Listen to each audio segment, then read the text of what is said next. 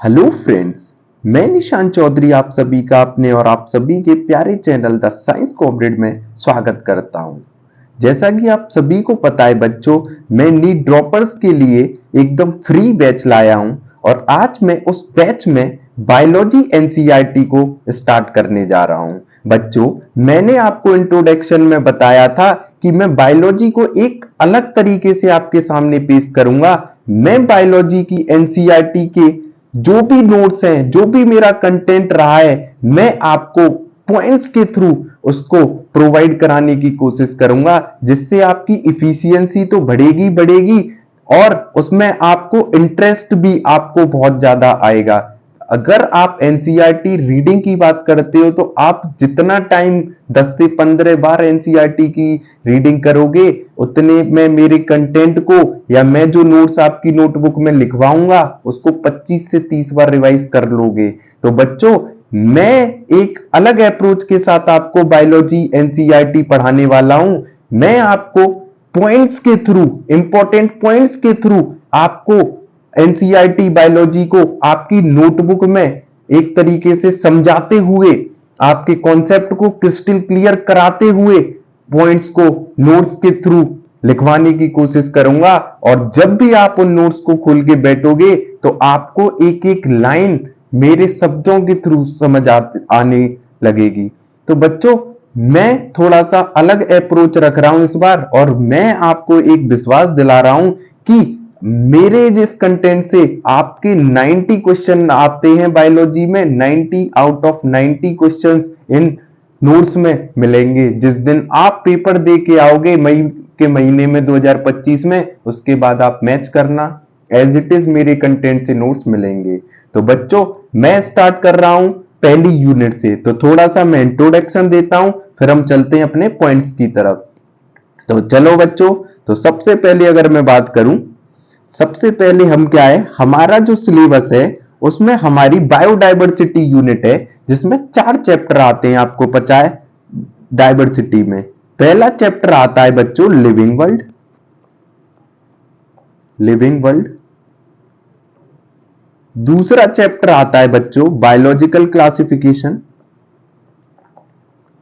Biological classification. Classification. तीसरा chapter आता है बच्चों प्लांट किंगडम। Plant kingdom. और चौथा चैप्टर आता है बच्चों एनिमल किंगडम। ये बायोडायवर्सिटी यूनिट के 4 चैप्टर हैं बच्चों। अगर मैं बात करूं पिछले ट्रेंडों की, तो बायोडायवर्सिटी यूनिट एक अच्छा खासा वेटेज रखता है बच्चों। यहां से 10 से 12 क्वेश्चन तक पूछे जा चुके हैं, 10 to 12 क्वेश्चन हाईएस्ट पूछे जा चुके हैं। तो मुझे बताओ 4 into 10, तो मिनिमम मिनिमम मान के कर चले तो ये यूनिट 40 मार्क्स का है बच्चों। तो हम अगर इन चैप्टरों पर महारत हासिल करेंगे तो 40 नंबर अपने पास गेट कर लेंगे। और मैं बता रहा हूं, ये सबसे सबसे सिंपलेस्ट यूनिट है पूरी, अगर हम क्लास 11th और क्लास 12th यानी नीट के सिलेबस की बात करूं। तो बच्चों, आज मैं आपको स्टार्ट करूंगा लिविंग वर्ल्ड से, और लिविंग वर्ल्ड से होते हुए बायोलॉजिकल क्लासिफिकेशन से होते हुए प्लांट किंगडम से होते हुए एनिमल किंगडम पर हम इस यूनिट को खत्म करेंगे। और जिस समय मैं आपको एनिमल किंगडम खत्म करूंगा उस समय तक आप जितने भी मॉड्यूल है या किसी भी चीज के क्वेश्चन, हर क्वेश्चन आप बनाने लगोगे मेरे कंटेंट से। तो चलते हैं बच्चों, इसको करते हैं इरेज और हम चलते हैं अपने पॉइंट्स की तरफ। हर एक एनसीईआरटी की इंपॉर्टेंट लाइन आपके नोट्स में होगी, फालतू आलतू के पॉइंट में लिखाऊंगा नहीं बच्चों। इसीलिए मैंने बोला है कि मेरे बैच को फ्रेशर ना देखें, जो पहली बार, उनको समझ में थोड़ा कम आएगा। एक आध बार जो पढ़ चुके हैं वो देख सकते हैं। तो सबसे पहले बच्चों, जब हम पहला चैप्टर उठाते हैं, जब हम एनसीईआरटी को ओपन करते हैं, तो एक साइंटिस्ट का जिक्र किया है एनसीईआरटी ने। उन साइंटिस्ट का नाम है बच्चों अर्नस्ट मेयर। क्या है बच्चों? Ernst Mayr. Ernst Mayr. तो सबसे पहली अपनी नोटबुक में हेडिंग डालें अर्न्स्ट-मेयर की। अब इनके लिए पॉइंट क्या क्या इंपॉर्टेंट है बच्चों? पहला पॉइंट, अर्न्स्ट-मेयर से अकॉर्डिंग इनको एक उपाधि दी गई बच्चों, इनको डार्विन ऑफ 20th सेंचुरी कहा गया। पहला पॉइंट अपने नोट्स में डालें अर्न्स्ट-मेयर से रिगार्डेड। क्या क्वेश्चन एक्सपेक्टेड है, क्या क्वेश्चन प्रीवियस ईयर क्वेश्चन में आ चुके हैं और क्या फ्यूचर में पूछ सकता है और किसकी प्रोबेबिलिटी आने की है, उन सब मुद्दों को मैं अपने दिमाग में रखते हुए बच्चों आपके लिए नोट्स बना रहा हूं। तो पहला है अर्न्स्ट-मेयर को कैसी उपाधि मिली या किसकी उपाधि मिली? तो डार्विन ऑफ 20th सेंचुरी कहलाए, क्योंकि डार्विन तो 19th सेंचुरी के थे। तो 20th सेंचुरी का डार्विन कौन है बच्चों? अर्न्स्ट-मेयर। पहला पॉइंट अपनी कॉपी में, the Darwin of 20th century. Ernst Mayr के रिगार्डिंग एक और पॉइंट है बच्चों, वो इंपॉर्टेंट है, कभी पूछा तो नहीं गया है लेकिन मोस्ट इंपॉर्टेंट। दूसरा पॉइंट बच्चों ये डालें आप, इनको ट्रिपल क्राउन ऑफ बायोलॉजी भी कहा जाता है। ये एक अकेले ऐसे साइंटिस्ट हैं पूरी बायोलॉजी में अगर उठा लें जिनको एक नहीं, दो नहीं, तीन अवार्ड से नवाजा गया। उनका नाम आपको याद नहीं रखना, बस आपको ये याद रखना है awarded triple crown of biology. Triple crowned scientist कौन है ये क्वेश्चन पूछा जाए, Ernst Mayr. Awarded triple crown of biology. तो ये दोनों पॉइंट आप अपनी कॉपी में डालें। एक तीसरा पॉइंट और है बच्चों, उसको भी आप डालें। ये आपने लिख लिया होगा, मैं कर रहा हूं इरेज। वीडियो अगर मैं जल्दी कर रहा हूं तो पॉइंटों को आप क्या करें, वीडियो को पॉज करें, फिर लिखें, देन फर्दर आगे बढ़े। एक और पॉइंट है, तीसरा पॉइंट बच्चों, अर्न्स्ट-मेयर ने ही क्या किया था, जो बायोलॉजिकल कॉन्सेप्ट ऑफ स्पीसीज है उसकी डेफिनेशन भी दी थी। अब आप कहोगे ये क्या कहना चाह रहे हैं, अभी मैं आपको समझाऊंगा, पहले पॉइंट लिखा देता हूं। अर्न्स्ट-मेयर ने ही क्या किया था, बायोलॉजिकल कॉन्सेप्ट ऑफ स्पीसीज की डेफिनेशन दी थी। बायोलॉजिकल कॉन्सेप्ट ऑफ स्पीसीज को भी इन्होंने ही बताया था। अब ये इसका मतलब क्या है, इसको समझो बच्चों। अगर मैं आपसे बात करूं सिंपली हाइब्रिड की, अगर कोई डॉग है तो वो डॉग के ही साथ ब्रीड करेगा, यानी उनका जो पपी होगा वो जब मेल डॉग और फीमेल डॉग जब एक दूसरे से हाइब्रिड करेंगी, मैट करेंगी, तब एक उनकी प्रोजनी तैयार होगी। यानी एक ह्यूमन दूसरे ह्यूमन से जब मैटिंग करेगा तब उनका प्रोजनी तैयार होगी, यानी बेबी बनेगा। तो इस बायोलॉजिकल कॉन्सेप्ट ऑफ स्पीसीज को जो देखने वाले जो साइंटिस्ट थे वो अर्न्स्ट-मेयर ही थे। यानी अगर डॉग की प्रजाति को अगर मैं कैट से मैट करा दूं तो कोई भी प्रोजनी तैयार नहीं होगी, यानी सेम स्पीसीज की ही प्रोजनी होनी चाहिए, यहां पर कोई प्रोजनी तैयार नहीं हुई। तो आप इस लाइन का मतलब समझ गए होंगे बच्चों। बायोलॉजिकल कॉन्सेप्ट ऑफ स्पीसीज किसने दिया, अर्न्स्ट-मेयर ने। सेम स्पीसीज ही रिप्रोड्यूस कर सकती है इंडिविजुअल को, अगर दो डिफरेंट स्पीसीज हैं वो इंडिविजुअल को रिप्रोड्यूस नहीं कर सकती। मोस्ट इंपॉर्टेंट है, ये लाइन समझ में नहीं आती। अर्न्स्ट-मेयर के रिगार्डिंग 3 पॉइंट है, तीनों आपकी कॉपी में होना चाहिए। इतने बड़ी पैराग्राफ को पढ़ने की जरूरत नहीं है। पहला, इनको डार्विन जैसी उपाधि मिली, 20th सेंचुरी के डार्विन कहलाए। दूसरा, इनको तीन अवार्ड से नवाजा गया जिसको बोलते हैं ट्रिपल क्राउन ऑफ बायोलॉजी। तीसरा, इन्होंने बायोलॉजिकल कॉन्सेप्ट ऑफ स्पीसीज की डेफिनेशन दी, जो बताया इन्होंने कि सेम स्पीसीज के इंडिविजुअल प्रोजनी को तैयार करते हैं, डिफरेंट नहीं करते। जैसे डॉग और डॉग जब मिलेंगे तभी एक पपी तैयार होगा डॉग, जबकि डॉग और कैट की मैटिंग पॉसिबल नहीं है। तो बच्चों ये आपकी डायरी में अर्न्स्ट-मेयर के बारे में गए। तो मेरे अब चलते हैं हम आगे। अष्टमेयर होते हैं खत्म, 3 पॉइंट इंपॉर्टेंट हैं। अब चौथे पॉइंट की तरफ चलते हैं और हम चैप्टर को करते हैं स्टार्ट। पहले पैराग्राफ दे रखा है, उसमें कुछ नहीं है जानने को बच्चों, उसको ना वहां से क्वेश्चन पूछा गया है और ना कभी पूछा जाएगा। अब चलते हैं आगे बच्चों, लिविंग वर्ल्ड। तो हेडिंग डालो प्यारे बच्चों, living world, the living world. The living world chapter को स्टार्ट करते हैं पहले पॉइंट के साथ।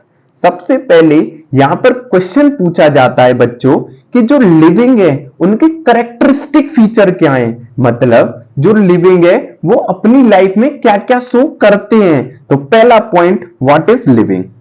तो बच्चों पहला क्वेश्चन आ जाता है, what is living, what is living, या what is characteristic feature of living, what is characteristic features of living. तो बच्चों एनसीईआरटी के बेस पर लिविंग के 5 कैरेक्टरिस्टिक फीचर हैं, वो कौन कौन से हैं आपको पता है, अच्छी बात है। सब ड्रॉपर हैं तो मेरे अकॉर्डिंग तो सब ही जानते होंगे कि क्या क्या है। पहला पॉइंट बच्चों, पहला कैरेक्टरिस्टिक फीचर है हर एक लिविंग इंडिविजुअल का ग्रोथ। दूसरा कैरेक्टरिस्टिक फीचर है बच्चों, हर एक इंडिविजुअल ग्रोथ तो शो करता ही करता है। दूसरा है रिप्रोडक्शन बच्चों, हर एक प्रोजनी है वो रिप्रोड्यूस होने की क्षमता रखती है। तीसरा, स्पेलिंग अगर बच्चों इधर उधर हो जाए दिक्कत नहीं लेनी है आपको, रिप्रोडक्शन आपको सही कर लेनी है, वो मेरी कैपेबिलिटी नहीं दर्शाती, ये आप जानते हो। Growth, reproduction.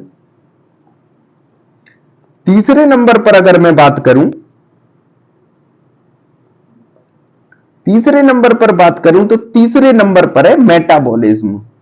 हर इंडिविजुअल के अंदर केमिकल रिएक्शन चलती हैं, रिएक्शंस के द्वारा हम खाने को पचा पाते, हमारे सेल ऑक्सीजन ले पाते, यानी हर एक केमिकल रिएक्शन जो हमारे शरीर के अंदर चल रही है वो मेटाबॉलिज्म है। और हर लिविंग ऑर्गेनिज्म जब जिंदा है तो उसके अंदर मेटाबॉलिज्म होगी होगी, ये तीसरा फंक्शन है। चौथा फंक्शन बच्चों, चौथा कैरेक्टरिस्टिक फीचर क्या है, सेलुलर ऑर्गेनाइजेशन। हर इंडिविजुअल सेल से बना हुआ है, सेल से सेल का जो ग्रुप है वो टिश्यू बनाता है, टिश्यू का ग्रुप है ऑर्गन बनाता है, ऑर्गन का ग्रुप है ऑर्गेनिज्म बनाता है, ऑर्गेनिज्म का ग्रुप है पॉपुलेशन बनाता है, पॉपुलेशन का ग्रुप है कम्युनिटी बनाता है, कम्युनिटी का ग्रुप है इकोसिस्टम बनाता है, इकोसिस्टम का ग्रुप है बायोम्स बनाता है, बायोम्स जब मिल जाते हैं तो बायोस्फीयर बनाते हैं। तो छोटी इकाई से लेके और पूरा बायोस्फीयर तैयार हमने कर दिया। तो ये सारे कहां से स्टार्ट होती है बच्चों, सेलुलर एक्टिविटी से स्टार्ट होती है। तो ये भी एक कैरेक्टरिस्टिक फीचर है सेलुलर ऑर्गेनाइजेशन, किसका, इंडिविजुअल्स का, यानी लिविंग का। पांचवा पॉइंट बच्चों, पांचवें पॉइंट की अगर मैं बात करूं बच्चों तो पांचवा पॉइंट है कॉन्सियसनेस। कॉन्सियसनेस की अगर मैं बात करूं, सिंपली बात करूं मैं, सपोज करो आपको कांटा लगा, तो कांटा अगर आपको लगा तो आप क्या करते हो, तुरंत उस पर एक तरीके से, जैसे सपोज करो आपका हाथ लगा कांटे पर, तो तुरंत आप अपने हाथ को स्नैच करते हो, वापस खींचते हो। क्यों खींचते हो, क्योंकि आपको पता है कि ये क्या है, ये हमें दर्द कर रहा है। तो ये आपका कॉन्सियसनेस, अगर आपकी ब्रेन आपका कोऑर्डिनेट नहीं है आपकी मस्कुलर स्केलेटल सिस्टम से, तो आप अपना हाथ नहीं हटाते। हमारी जो सेंसेस थे उन्होंने क्या किया, सेंसरी नर्व्स के थ्रू ब्रेन तक सिग्नल पहुंचाया कि ये कोई खतरनाक चीज है। ब्रेन ने तुरंत कोऑर्डिनेट किया और बोला हमारे दिमाग ने अपनी स्केलेटल मसल से कि तुरंत हाथ को हटा, नहीं तो कोई ना कोई दिक्कत हो जाएगी। तो ये कॉन्सियसनेस है, एक तरीके से हिंदी में बोल सकते हो चेतना, हटाना। तो ये 5 कैरेक्टरिस्टिक फीचर्स थे लिविंग के, तो इनको अपनी कॉपी में डालें। पहला ग्रोथ, आपको पता है बिना ग्रोथ आप 2 साल के थे, 5 साल के, 10 साल के, 20 साल के, मुझे बताओ आप क्या अभी छोटे ही हो? आपकी height 6.5 foot, 5 foot, 5.5 foot, 6 foot हो चुकी है, तो ग्रोथ तो हुई है, हुई ना हुई है। रिप्रोडक्शन, ये आपको पता है ये लाइफ का सार है, हर एक इंडिविजुअल रिप्रोड्यूस करेगा ही करेगा। मेटाबॉलिज्म, आपके शरीर के अंदर जो भी केमिकल रिएक्शंस चल रही हैं, जो भी एक्टिविटी, जो खाना खा रहे हैं, डाइजेशन हो रहा है, वो पच रहा है, सेलुलर एक्टिविटी सारी। सेलुलर ऑर्गेनाइजेशन, सेल्स से टिश्यू, टिश्यू से ऑर्गन, ऑर्गन सिस्टम। कॉन्शियसनेस, आप तुरंत आपने किसी चीज गर्म चीज से सपोज करो हाथ टच किया, तुरंत आपको ब्रेन से सिग्नल पूछा हाथ हटाओ, तो वो कॉन्शियसनेस। तो ये 5 कैरेक्टरिस्टिक फीचर्स हैं बच्चों आपके। तो अब आपने ये लिख लिए होंगे और आपको समझ में भी आ गए होंगे। अब चलते हैं अगले पॉइंट्स की तरफ बच्चों, तो इनको करते हैं रब और चैप्टर में आगे चलते हैं। आई होप बच्चों आपको मेरी वीडियो पसंद आ रही होंगी। अगर आपको वीडियो पसंद आ रही है तो वीडियो को लाइक करो बच्चों, और ज्यादा से ज्यादा शेयर करो अपने दोस्तों में जो भी ड्रॉपर्स हैं। अब चलते हैं आगे। ये तो थी बच्चों बात कैरेक्टरिस्टिक फीचर्स की। अब मैं बात करता हूं बच्चों, क्वेश्चन पूछा जाता है, प्रीवियस ईयर में क्वेश्चंस पूछे जाते थे कि जो कैरेक्टरिस्टिक फीचर्स हैं ये 5, हमने 5 कैरेक्टरिस्टिक फीचर पढ़े, उनमें से डिफाइनिंग कौन से हैं अभी मैं बताऊंगा भी आपको, तो क्वेश्चंस के फॉर्म में। तो बच्चों defining features of living organism, heading डालें defining features of living organism या लिविंग। लिविंग के डिफाइनिंग फीचर्स क्या हैं? तो बच्चों हमने कैरेक्टरिस्टिक फीचर तो 5 पढ़े जो होंगे ही होंगे, अब इनमें से डिफाइनिंग कौन से हैं? तो बच्चों इनमें से डिफाइनिंग है लास्ट के 3। अब वो कौन कौन से हैं आपको मैंने बताया था। पहला कौन सा है? पहला है बच्चों मेटाबॉलिज्म। हर एक इंडिविजुअल के अंदर मेटाबॉलिज्म तो चलेगा ही चलेगा, उसका खाना टूटेगा ही टूटेगा, डाइजेशन होगा, एक्सक्रीशन होगा, सेलुलर एक्टिविटी रोल करेंगी, वो करेंगी हर एक इंडिविजुअल। कोई भी अगर जिंदा है, लिविंग है, उसके अंदर मेटाबॉलिज्म एक्टिविटी होंगी। अगर मेटाबॉलिज्म एक्टिविटीज जिस दिन रुक जाएंगी उस दिन वो आदमी खत्म हो जाएगा, हम उसको लिविंग नहीं बोलेंगे। तो ये डिफाइनिंग फीचर है। अब आप कह रहे होंगे डिफाइनिंग का मतलब क्या है? जिसमें कोई एक्सेप्शन ना आना। क्या बच्चों? कोई भी एक्सेप्शन ना आना, या इसी को अजम्पशन भी बोलते हैं, यानी ऐसी कोई चीज नहीं आनी। जैसे सपोज करो ये मेरे हाथ में पेन है, मैं इसको लिविंग बोल रहा हूं और ये मेटाबॉलिज्म एक्टिविटी नहीं करे, तो वो अजम्पशन हो गया कि लिविंग होते हुए भी मेटाबॉलिज्म एक्टिविटी शो नहीं कर रहा।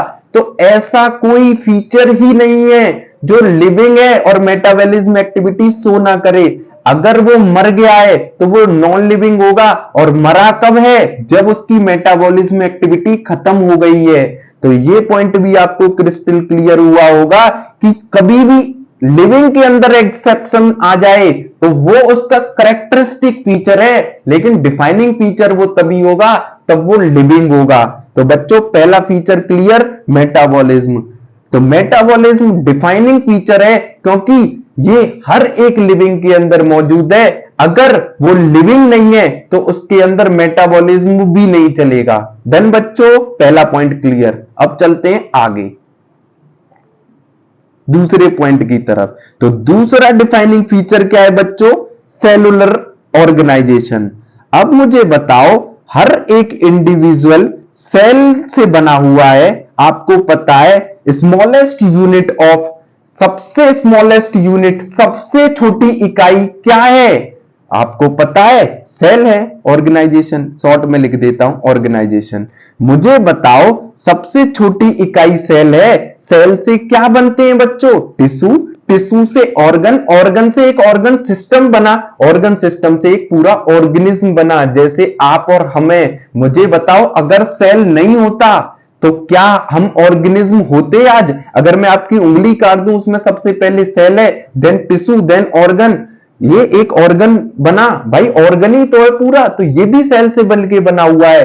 तो हर एक ऑर्गेनिज्म जो लिविंग है उसके अंदर तो सेल होंगे। जैसे सपोज करो कोई मर गया, तो मुझे बताओ क्या उसके सेल एक्टिव होंगे? जो आप बैठे हो मेरा लेक्चर सुन रहे हो, आप हाथों को मूवमेंट कर पा रहे हो? कर पा रहे हो। वो किसकी वजह से कर पा रहे हो? क्योंकि आपका जो सेल है वो क्या कर रहा है? ब्लड से ऑक्सीजन ले रहा है भाई, सीधी सी ऑक्सीजन ले रहा है, तभी तो उसको एटीपी कन्वर्ट करके आप काम कर पा रहे हो। कुछ भी आप करते हो, आप खड़े हो रहे हो, आप बैठ रहे हो, उसके लिए एनर्जी चाहिए, उसके लिए सेल्स को खाना चाहिए, ऑक्सीजन चाहिए। तो मुझे बताओ सेलुलर ऑर्गेनाइजेशन भी क्या है? डिफाइनिंग फीचर, क्योंकि एक्सेप्शंस नहीं है। जिस दिन सेल को खाना मिलना बंद हो जाएगा, जिस दिन सेल को ऑक्सीजन मिलना बंद हो जाएगी, मुझे बताओ आप मर जाओगे। आपको लिविंग बोलेंगे, नॉन लिविंग बोलेंगे? Non living. तो मुझे बताओ कोई एक्सेप्शंस तो है ही नहीं सेलुलर ऑर्गेनाइजेशन का। अगर आपके पास ऑक्सीजन है, खाना है, तो आप जिंदा हो, नहीं हो तो आप मर गए। डन बच्चों, तो इसका भी एक्सेप्शन नहीं है। तीसरी डिफाइनिंग फीचर है बच्चों क्या? कॉन्सियसनेस। क्या बच्चों? कॉन्सियसनेस। अब मुझे बताओ, सपोज करो आपको मैं चुटकी नोचूं, या फिर मैं सीधी सी है गर्म चाय में आपका हाथ डुबो दूं, आप तुरंत क्या करोगे? अपने हाथ को मुझसे छीन लोगे और वापस ले लोगे। क्यों? क्योंकि आपको पता है कि इसमें अगर मैंने हाथ डाल के रखा तो कुछ देर बाद मेरी उंगली क्या हो जाएगी? खराब, मतलब पूरी उंगली भाई गर्म हो जाएगी। आपके दिमाग में तुरंत सेंसरी नर्व्स ने क्या किया? दिमाग तक क्या पहुंचाया? सिग्नल कि ये कोई डेंजरस चीज है। अगर आप इस चीज से दूर नहीं हटे जल्दी से जल्दी, तो ये आपकी लाइफ के लिए क्या है? हार्मफुल। तो तुरंत से आप हाथ को हटाओगे। तो मुझे बताओ कॉन्सियसनेस भी तो एक लिविंग फीचर है। अगर आपके पास कॉन्सियसनेस नहीं होती, अब आप हाथ को चाय में डाल के रख रखे हो, तो आपका तो हाथ खराब हो जाएगा। मुझे एक चीज बताओ, आपका हाथ इतनी बुरी तरह जल जाएगा, आप उसके बाद उसके सेल्स डैमेज हो जाएंगे, वो मर जाएगा। तो कॉन्सियसनेस किस बात की रही फिर? ये तो अजम्पशन हो गया, ऐसे तो आपका पूरा शरीर। तो ये कॉन्सियसनेस है, क्या अच्छी चीज है क्या बुरी है? सब कोऑर्डिनेटेड सिस्टम है। तो ये तीन डिफाइनिंग फीचर्स हैं बच्चों। पहला मेटाबॉलिज्म, दूसरा सेलुलर ऑर्गेनाइजेशन, तीसरा कॉन्सियसनेस। आपको आपके गुरुजी ने बताया 5 कैरेक्टरिस्टिक फीचर हैं जो हर लिविंग ऑर्गेनिज्म शो करता है। पहला ग्रोथ, दूसरा रिप्रोडक्शन, तीसरा मेटाबॉलिज्म, चौथा सेलुलर ऑर्गेनाइजेशन, पांचवा कॉन्सियसनेस। लेकिन केवल 3 ही डिफाइनिंग फीचर है जिनका कोई एक्सेप्शंस नहीं है। अब आप कहोगे ग्रोथ और रिप्रोडक्शन, वो मैं बताऊंगा बच्चों, थोड़ा सा वेट करो। तो ये क्रिस्टल क्लियर आपको कॉन्सेप्ट हुआ होगा बच्चों। अब चलता हूं मैं अगले पॉइंट पर, तो इसको मिटाते हैं बच्चों और अगले पॉइंट पर बात करते हैं।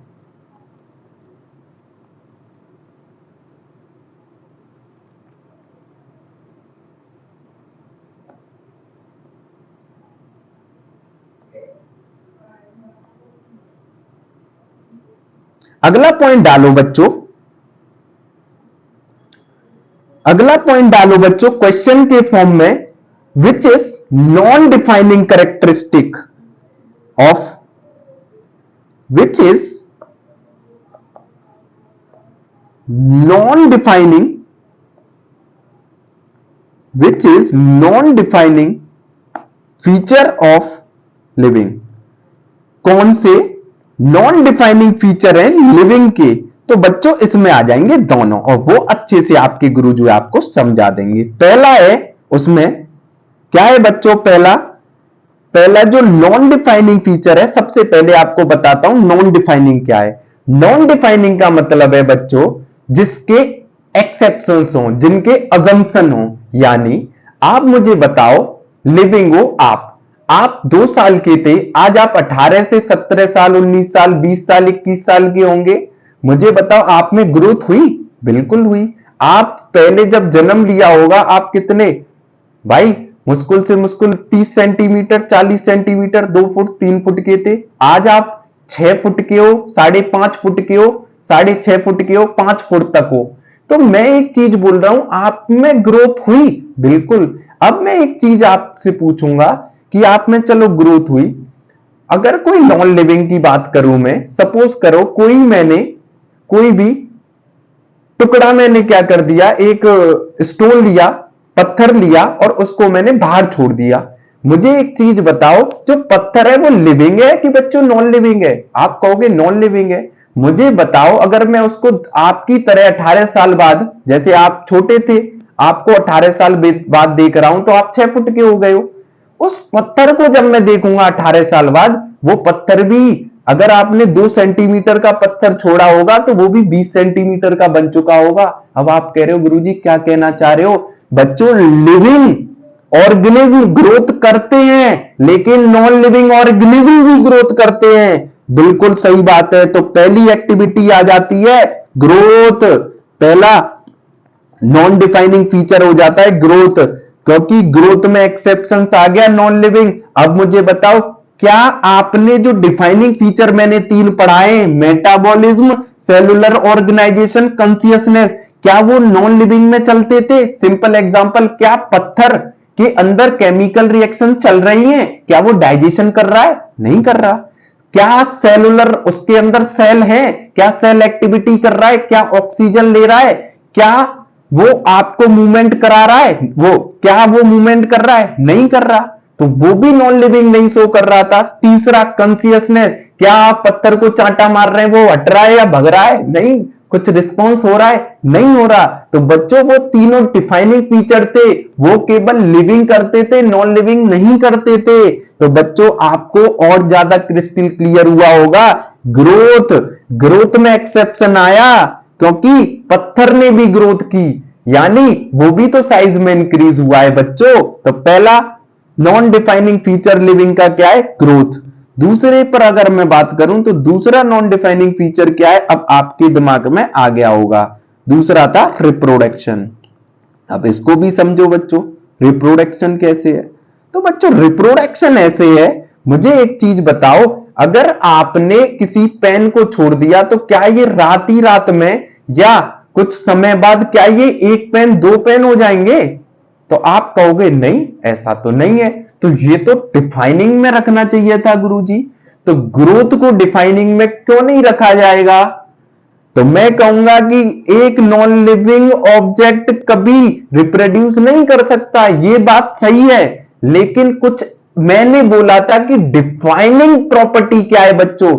डिफाइनिंग प्रॉपर्टी बच्चों वो है जिसमें एक्सेप्शंस आ जाएं। मैंने ये कभी नहीं बोला आपसे कि डिफाइनिंग प्रॉपर्टी वो नहीं है जो नॉन लिविंग ऑब्जेक्ट शो करें, नॉन लिविंग ऑब्जेक्ट शो ना करें। ये दिमाग में क्रिस्टल क्लियर रखना है। अभी कुछ बच्चों को जब मैंने नॉन डिफाइनिंग के बारे में बताया तो डिफाइनिंग पे जाके सोच रहे होंगे, लेकिन वो मैंने इस पॉइंट से क्रिस्टल क्लियर कर दिया।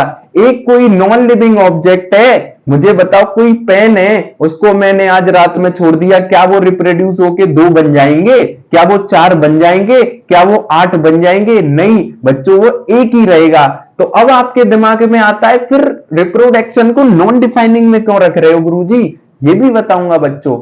कुछ ऐसे इंडिविजुअल हैं बच्चों जिनका एग्जाम्पल मैं अभी दूंगा, पॉइंट के थ्रू भी दूंगा और अभी भी समझाने के लिए यूज करूंगा। Infertile human couple, infertile human couple,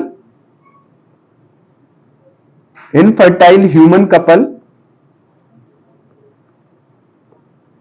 mule और sterile worker bee, mule and sterile worker bee, ये ऐसे लिविंग हैं बच्चों जो क्या करते, कभी बच्चे पैदा नहीं करते, कभी इंडिविजुअल प्रोड्यूस नहीं कर सकते, यानी रिप्रोडक्शन में लिविंग्स में एक्सेप्शंस आया बच्चों। जो इनफर्टाइल ह्यूमन कपल हैं वो कभी भी संतान की प्राप्ति नहीं कर सकते।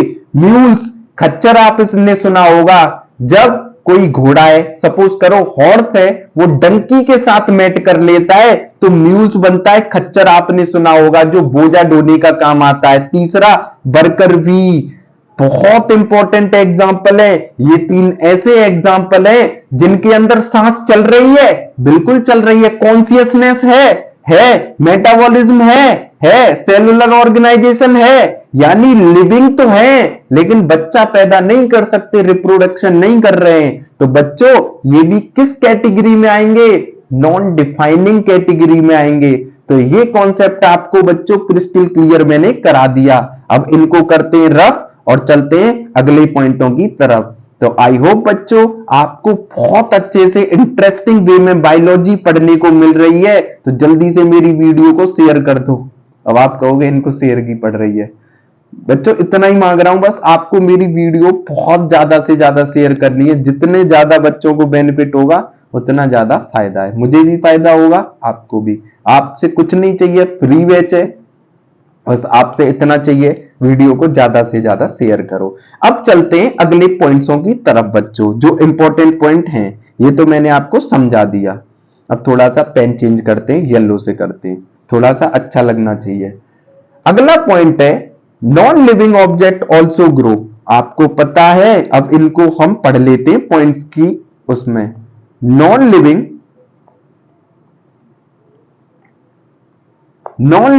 ऑब्जेक्ट्स ऑल्सो ग्रो, तो ये मैंने आपको बता ही दिया था, object also grow.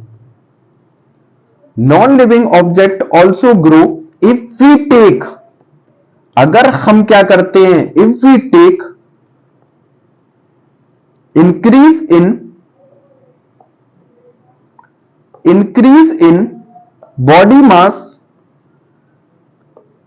increase in body mass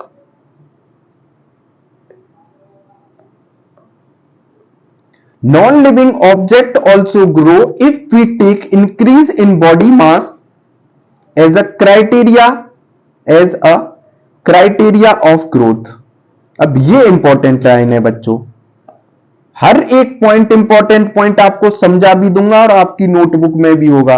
बच्चों ये क्या कहना चाह रही है लाइन, बहुत इंपॉर्टेंट लाइन है, समझ नहीं आती बच्चों को, लेकिन आप ड्रॉपर हो तो आपको मोस्टली समझ आएगी। जितने भी लिविंग और नॉन लिविंग ऑब्जेक्ट हैं बच्चों, वो ग्रो करते हैं, लेकिन वो एक कंडीशन लग जाती है कि जो नॉन लिविंग ऑब्जेक्ट है वो ग्रो कब करते हैं।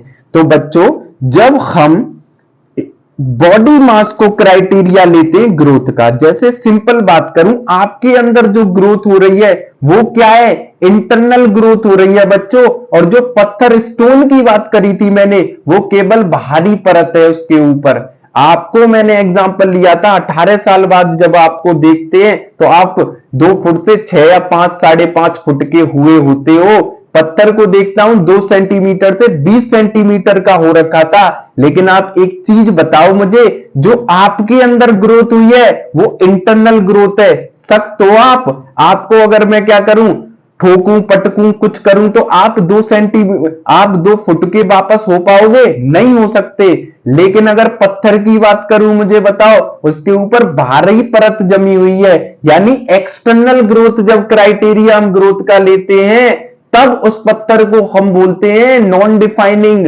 तो एक्सटर्नल ग्रोथ है। अगर मैं उस पत्थर को छेनी हथौड़े से क्या करूं दोबारा से, तो वो दोबारा से 2 सेंटीमीटर का बनने की क्षमता रखता है, लेकिन आप 2 फुट के नहीं हो सकते। तो ये लाइन आपके दिमाग में क्रिस्टल क्लियर हुई होगी मेरे इस एग्जांपल से, कि जो नॉन लिविंग ऑब्जेक्ट है वो भी ग्रो करते हैं, लेकिन एक क्राइटेरिया जब ग्रोथ का एक्सटर्नल बॉडी मास बन जाता है तब। तो क्रिस्टल क्लियर, इनको डालें अपनी नोटबुक में, मैं इसको करता हूं रब और चलते हैं अगले पॉइंट की तरफ। हर एक पॉइंट को मैं बहुत इंटरेस्टिंग वे में इसी तरीके से आपके सामने शो करूंगा बच्चों, बस आपको क्या करना है, मेरे साथ चलना है। अब चलते हैं अगले पॉइंट की तरफ बच्चों, येलो ही रहने दूं।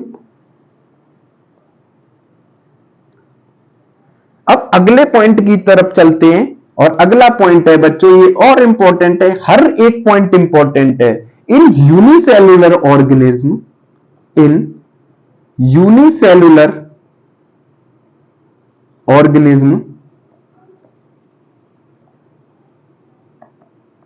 In unicellular organism like bacteria,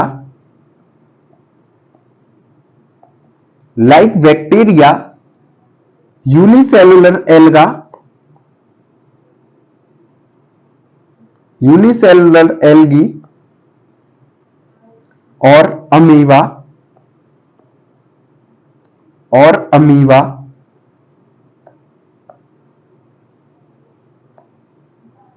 amoeba reproduction is synonym with growth। सिनोनियम की स्पेलिंग थोड़ा सा देख लेना बच्चों, विद ग्रोथ। ये लाइन क्या कह रही है बच्चों? मोस्ट इंपॉर्टेंट लाइन है बच्चों। असर्शन रीजन में आपके 2025 में ये लाइन हो सकती है, इनको समझो अच्छे से। कुछ नहीं है, आपके गुरुजी एकदम कॉन्सेप्ट क्रिस्टल क्लियर कर देंगे।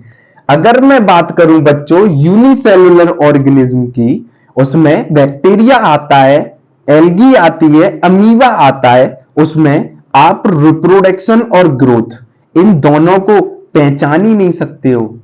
जैसे क्या कहना चाह रहे हो गुरुजी? तो थोड़ा सा मैं नीचे आता हूं और इसको समझाने की कोशिश करता हूं। मुझे एक चीज बताओ, आप सब ड्रॉपर हो, आप जानते हो अमीबा। अगर मैं बात करूं ये अमीबा है बच्चों, अगर मैं बात करूं अमीबा है, अमीबा जब रिप्रोड्यूस करता है तो ये दो डॉटर्स में कन्वर्ट हो जाता है। किससे? बाइनरी फिजन से। आप सभी को पता है अमीबा बाइनरी फिजन से क्या हो जाता है? इसमें बाइनरी फिजन होता है बच्चों, और क्या हो जाता है? दो डॉटर्स में कन्वर्ट हो जाता है। मुझे एक चीज बताओ, ये डॉटर फिर से पेरेंट्स बनके दो में फर्दर कन्वर्ट हो जाती है, ये फर्दर दो में कन्वर्ट हो जाती है। अब मुझे एक चीज बता दो, ये जो अमीबा है वो यूनिसेलुलर ऑर्गेनिज्म है, इसमें जो ये रिप्रोडक्शन हुआ है एक इंडिविजुअल का दो डॉटर सेल में बनना या फिर ग्रोथ हुई है, क्या आप पहचान पा रहे हो? नहीं पहचान पा रहे हो बच्चों। 1 से 2, 2 से 4, 4 से 8, यानी ग्रोथ रिप्रोडक्शन का पर्यायवाची बन जाता है। कब? जब उसकी नीड रिप्रोडक्शन के लिए हो जाती है। यानी जब भी अमीबा रिप्रोड्यूस करेगा एक पेरेंट दो डॉटर सेल में, दूसरी जो डॉटर सेल हैं दोनों वो पेरेंट्स बनती है, फिर दो में फर्दर डिवाइड होती है। तो उस दौरान जब वो डिवीजन करता है, यानी रिप्रोडक्शन कर रहा होता है, तो वो ग्रोथ भी कर रहा होता है। आप पहचान नहीं सकते हो कि यार ये ग्रोथ हो रही है या रिप्रोडक्शन हो रही है। बहुत इंपॉर्टेंट लाइन है, आपको समझ आई होंगी। ये 3 एग्जांपल आपके दिमाग में जानी चाहिए, अमीबा, बैक्टीरिया और यूनिसेलुलर एल्गा। यानी जो यूनिसेलुलर ऑर्गेनिज्म है जब वो रिप्रोड्यूस करते हैं तो वो आप पहचान नहीं सकते कि वो रिप्रोड्यूस कर रहे हैं, उसमें उनकी ग्रोथ भी हो रही होती है। तो बच्चों ये लाइन भी आपको क्रिस्टल क्लियर हुई होंगी इस एग्जाम्पल से। अमीबा वाले इन लाइनों को मिटाते हैं, अगले पॉइंट की तरफ चलते हैं। बहुत इंपॉर्टेंट लाइन है, एक बार और बोल रहा हूं बच्चों, नोट करें अपनी डायरी में, अपनी कॉपी में।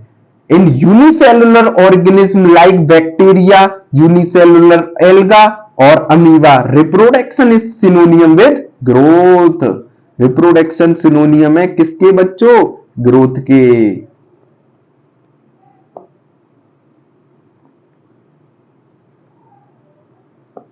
कोई नहीं, थोड़ा सा टाइम, आपके कॉन्सेप्ट एक एक लाइन के थ्रू क्रिस्टल क्लियर करूंगा बच्चों। यही मेरा अप्रोच है। कुछ अलग कैसे किया जाए, हल्का सा कुछ अलग करने की हल्की सी कोशिश है। अगली लाइन बच्चों इंपॉर्टेंट है फिर से,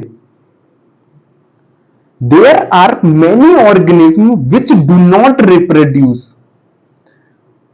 हमारे पास बहुत सारे ऐसे ऑर्गेनिज्म है बच्चों जो रिप्रोड्यूस नहीं कर सकते। मैं अभी एग्जांपल आपको बता चुका हूं, लेकिन उसकी लाइन लिखाना तो इंपॉर्टेंट है बच्चों, क्योंकि आपकी कॉन्सेप्ट तो यहीं से क्लियर होंगे।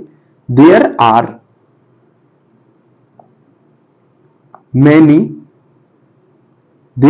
मेनी ऑर्गेनिज्म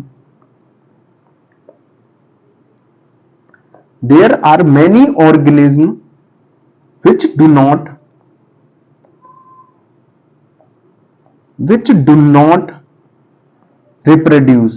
अब कौन कौन से ऐसे ऑर्गेनिज्म हैं? तो बच्चों बहुत इंपॉर्टेंट है, ट्रिक भी बता रहा हूं आपको साथ ही में, और आपको ये नोट भी करना है। ऐसे कौन से ऑर्गेनिज्म है जो लिविंग होते हुए भी रिप्रोड्यूस नहीं कर सकते। तो मैं आपको हालांकि बता तो चुका हूं, लेकिन आपको याद रखना है। पहला है म्यूल। म्यूल किसे कहते हैं बच्चों? खच्चर को बोलते हैं। आपको मैं बता चुका हूं। क्या खच्चर क्या होता है? जब डंकी, गधा किसी हॉर्स यानी घोड़े से रिप्रोडक्शन कर लेता है, यानी मेटिंग कर लेता है, तो जो उनकी प्रोजनी तैयार होती है उसको हम खच्चर या म्यूल बोलते हैं। जो म्यूल होता है बच्चों, वो अपनी प्रोजनी आगे तैयार नहीं कर सकता, इसीलिए हम उससे बोझा डुलाते हैं। दूसरा, स्टेराइल वर्कर बी। जो काम करती हैं, जो वर्कर बी होती हैं, वो हमेशा जिंदगी भर स्टेराइल होती है। वो लिविंग तो है बच्चों, लेकिन वो अपनी प्रोजनी तैयार नहीं कर सकती। और तीसरा एग्जाम्पल है बच्चों इनफर्टाइल ह्यूमन कपल। कुछ ऐसे कपल होते हैं हमारी सोसाइटी में, आपको पता है, जो क्या है, कभी जिंदगी भर मां बाप बनने का सुख नहीं भोग सकते। तो वो भी इसी कंडीशन में स्पेसिफाइड किए जाते हैं, इनफर्टाइल ह्यूमन कपल्स। इसकी ट्रिक आपको याद रखनी है। सिंपल एक ट्रिक है जो मैंने बना रखी है, इसको बोलते हैं मस्ती। एम से आपको पता है mules, MU mules, sterile worker B, infertile human couple. तो इस ट्रिक को आप ध्यान रखें, आपको ट्रिक याद रहेगी।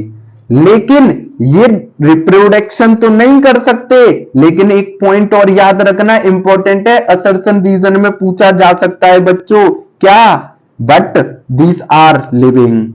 बट ये क्या है? लिविंग है। मुझे बताओ, जो खच्चर है क्या वो सांस नहीं ले रहा है? क्या उसमें सेलुलर एक्टिविटी नहीं चल रही? क्या उसके पास कॉन्सियसनेस नहीं है? तो बच्चों ये सारे फीचर्स उसके पास हैं, बस वो रिप्रोड्यूस नहीं कर पा रहा है। बट दिस, इसको लिख देता हूं पहले, but this are living. But ये लिविंग है बच्चों। देन मुझे बताओ, जो वर्कर भी है क्या वो सांस नहीं ले पा रही? ले पा रही है। क्या वो सेलुलर एक्टिविटी शो नहीं कर पा रही? कर पा रही है। क्या मेटाबॉलिज्म एक्टिविटी उसमें नहीं चल रही है? चल रही है, लेकिन वो रिप्रोड्यूस नहीं कर पा रही है। जो ह्यूमन कपल्स हैं, क्या वो हमारी तरह नॉर्मल नहीं है? बिल्कुल नॉर्मल है। केवल बच्चे ही तो नहीं हो रहे, क्या वो जी नहीं रहे? बिल्कुल जी रहे। सांस नहीं ले पा रहे हैं? बिल्कुल ले रहे। तो ये लाइन भी आपको क्रिस्टल क्लियर हुई होंगी, जल्दी से नोट करो। फिर चलता हूं अगले पॉइंट की तरफ बच्चों, इसको करते हैं इरेज। हर एक लाइन आपकी एनसीईआरटी की क्रिस्टल क्लियर कर दूंगा बच्चों। बस थोड़ा सा मेरे ऊपर भरोसा रखें, आपको इसके अलावा कुछ पढ़ने की जरूरत नहीं है, ऑन केवल मेरे ऊपर रिलाई करें। तीनों सब्जेक्ट, फिजिक्स, केमिस्ट्री, बायोलॉजी। अगली लाइन है बच्चों, बहुत इंपॉर्टेंट, सबसे ज्यादा, ये पीवाईक्यू में पूछी गई है। The sum total of all the chemical reaction, the sum total of the sum total of all the chemical reaction, the sum total of all the chemical reaction occurring in our body, the sum total of all the chemical reaction occurring in our body is called metabolism. तो बच्चों metabolism क्या है? जितनी भी cellular activity हमारे शरीर के अंदर चल रही है, यानी लिविंग के अंदर चल रही है, वो क्या है? सब मेटाबॉलिज्म। अभी आपको ये चीज समझ में नहीं आ रही है, लेकिन अभी गुरुजी आपके इस पॉइंट को भी समझाते हैं। मुझे एक चीज बता दो आप, क्या आपके अंदर रिस्पिरेशन हो रहा है? तो आप कहेंगे बिल्कुल, सांस ले रहा हूं, छोड़ रहा हूं, ऑक्सीजन अंदर जा रही है, सेल से CO2 बाहर आ रही है, ये सब रेस्पिरेशन ही तो है। बिल्कुल। मुझे एक चीज बताओ, क्या आप डाइजेशन कर रहे हो? बिल्कुल। मुझे बताओ, क्या आप एक्सक्रीशन कर रहे हो? बिल्कुल। ये सारे फिनोमिना किस वजह से हो रहे हैं बच्चों? ये सारे केमिकल एक्टिविटी के अकॉर्डिंग ही तो चल रहे हैं। तो मुझे बताओ, अगर मॉलिक्यूल्स या जो हमने खाना खाया उसका टूटना, मुझे बताओ, अगर हम क्या करें, कोई रोटी का टुकड़ा खा रहे हैं और उसको अगर छोटे छोटे बोलस के फॉर्म में ना तोड़ें तो क्या वो हमारे गले के आसपास जाएगा? नहीं जाएगा, ईसोफिगस के थ्रू स्टोमक में। अगर वो स्टोमक तक चला भी जाता है तो मुझे बताओ वहां पर क्या एसिड, उसके एसिडिक पीएच पर कंडीशन चलेगी, उससे एल्कलाइन कंडीशन में होते हुए हमारी इंटेस्टाइन तक पहुंचेगा। तो ये सारे फंक्शंस हैं और ये सारी केमिकल रिएक्टिविटी चल रही है, केमिकल रिएक्शन चल रही है। आपको पता है, जैसे ही हम खाना खाते हैं तुरंत माल्टेज में कन्वर्ट कर देता है कार्बोहाइड्रेट को। आपको पता है, आप सारा कुछ डाइजेशन चैप्टर में पढ़ चुके हो, हालांकि अब तो वो टॉपिक में नहीं है, लेकिन जितनी भी केमिकल रिएक्शन है वो सब हमारे शरीर में जो चल रही है वो सब मिला के सबका सम टोटल ही क्या है? मेटाबॉलिज्म। तो ये पॉइंट भी आपका क्रिस्टल क्लियर बच्चों हो गया होगा। नोट करें, फिर मैं मिटाता हूं। यानी या तो बनना या ब्रेकडाउन होना सारा केमिकल रिएक्शंस में आता है और इसी को हम क्या बोलते हैं? मेटाबॉलिज्म। और इसको और अच्छे से डिटेल में हम पढ़ेंगे कौन से चैप्टर में? चैप्टर 8 में, यानी एंजाइम वाले चैप्टर में, बायोमोलिक्यूल्स वाले चैप्टर में बहुत डिटेल में पढ़ेंगे बच्चों, बहुत ज्यादा डिटेल में। अगली लाइन,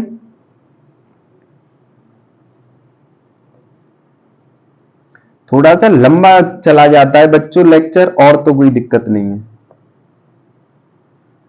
अगली लाइन, और आज के जो लेक्चर है उसकी लास्ट लाइन इंपॉर्टेंट था। आज का लेक्चर चैप्टर को कंटिन्यू रखूंगा बच्चों। अगली line, human being is the only organism who is aware of himself. बहुत इंपॉर्टेंट लाइन बच्चों। Human being is the only organism human एक ऐसा अकेला ऑर्गेनिज्म है हु इज अवेयर ऑफ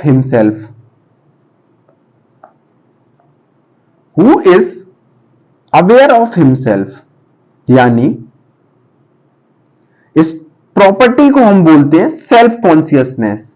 आपने कॉन्शियसनेस तो आपको मैंने बताई थी बच्चों, लेकिन आपको सेल्फ कॉन्शियसनेस के बारे में नहीं बताया। अब ये पॉइंट लेना जरूरी था बच्चों। मुझे एक चीज बताओ, हम जो ह्यूमन है उनके अंदर एक अलग स्पेशल कैटेगरी हमें दी गई है। हम सबसे एडवांस हैं। क्यों? क्योंकि हम अपना तो आसपास का ध्यान, अपना तो ध्यान रखते ही हैं, लेकिन आसपास के सराउंडिंग का भी ध्यान रखते हैं। जैसे गर्मी अगर हमें लगती है तो हम फैन ऑन कर देते हैं, अगर हमें ठंड लगती है तो हम कंबल ओढ़ लेते हैं। यानी हमारा जो ब्रेन है वो इस तरीके से मॉडिफाइड है कि हम अपना अवेयर रहते हैं अपने खुद के लिए। यानी मैंने आपको सिंपल एग्जांपल दिया था, अगर मैं क्या करूं, आपका हाथ गर्म चाय में डाल दूं तो आप तुरंत से हटाओगे। क्यों हटाया? क्योंकि आपके पास क्या है? सेल्फ अवेयरनेस है। आपको पता है अगर मेरा हाथ 2 से 5 मिनट तक अगर चाय के अंदर डाला गया तो मेरी जो हाथ की उंगलियां हैं वो बेकार हो जाएंगी, यानी मेरी हेल्थ प्रॉब्लम स्टार्ट हो जाएगी। तो जो ह्यूमन है वो केवल ऐसा है जो खुद अपने लिए अवेयर है, बाकी और कॉन्शियसनेस तो शो करते हैं लेकिन सेल्फ कॉन्शियसनेस शो नहीं करते। जितने भी लिविंग ऑर्गेनिज्म है, अगर मैं बात करूं, एक लाइन इसको रफ करूंगा और एक लाइन और आपको ऐड कराऊंगा, वो इंपॉर्टेंट हो जाती है बच्चों। All living organism show consciousness but human being show self consciousness only। बहुत इंपॉर्टेंट लाइन है बच्चों, तो इस लाइन को भी मैं लिखवाता हूं। all living organism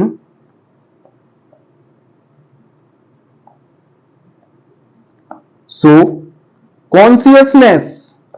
सब कॉन्शियसनेस तो शो करते हैं, but only human is self conscious, यानी अपने लिए कौन अवेयर है? केवल human. Human is self aware और कॉन्शियस, सेल्फ कॉन्शियसनेस। केवल हम ही ऐसे हैं जो अपने लिए अवेयर है, बाकी सब कॉन्शियसनेस शो करते हैं, हम सेल्फ कॉन्शियसनेस शो करते हैं। तो आई होप बच्चों आपको मेरा वीडियो अच्छा लगा हो, तो बच्चों वीडियो को लाइक कर दें, ज्यादा से ज्यादा शेयर कर दें, और अपने जितने भी दोस्त हैं जो भी ड्रॉप लेने की सोच रहे हैं 2025 नीट के लिए, उन सभी को बताएं कि YouTube पर बिल्कुल एकदम फ्री बैच लाए हैं निशांत सर, जो आपको फिजिक्स भी पढ़ाएंगे, केमिस्ट्री भी पढ़ाएंगे और बायोलॉजी भी पढ़ाएंगे। और तीनों का एक अलग अप्रोच रहेगा, ना तो आपको कोई डीपीपी सॉल्व करने की जरूरत, ना कोई बुक, आपको वो पॉइंट्स के थ्रू आपकी नोटबुक में जितने पॉइंट हैं उसको 25 से 30 बार आप कर लो, आपका सिलेक्शन कोई नहीं रोक सकता। तो बच्चों मैं आपसे धन्यवाद लेता हूं और आपसे आग्रह करता हूं प्लीज मेरी वीडियो को ज्यादा से ज्यादा शेयर करो। धन्यवाद।